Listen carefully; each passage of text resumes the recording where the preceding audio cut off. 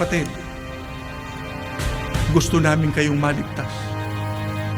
Kaya namin kayo ipinagmamalasakit. Ayaw namin na pagdating ng araw ng paghuhukom, hindi tatawagin ang pangalan nyo doon sa mga mapapalad na magtatamo ng bayang banal.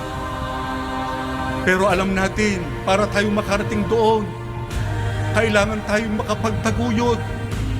Pagka mayroong mga pagsubok, kailangan tayong makapagtaguyod. Pagka mayroong mga suliranin, kailangan tayong makarating sa hangganan kahit na ano pang kahadlangan na ating nasasagupa. Pero paano natin magagawa yan? Mahina tayo, hindi natin kaya. Tandaan natin ang itinuturo ng Biblia sa Panginoong Diyos, doon sa Kanya. Doon tayo lalapit, doon tayo tatawag. Pero kinakailangang taglayong tapat na pananampalataya para niya dinggin at sagutin ang ating mga panalangin sa Kanya. Mahal ko kayo mga kapatid. Kaya kahit na kami ay masuong sa panganib, ginagawa namin yun.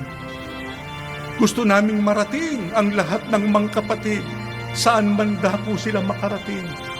Sapagkat ang hangarin namin, yung kaligtasan, maiabot sa kanila, yung pangako ng Diyos ay makarating sa kanila at sila'y makapanatiling matatag at matibay sa kanilang pagkaiglesia ni Kristo.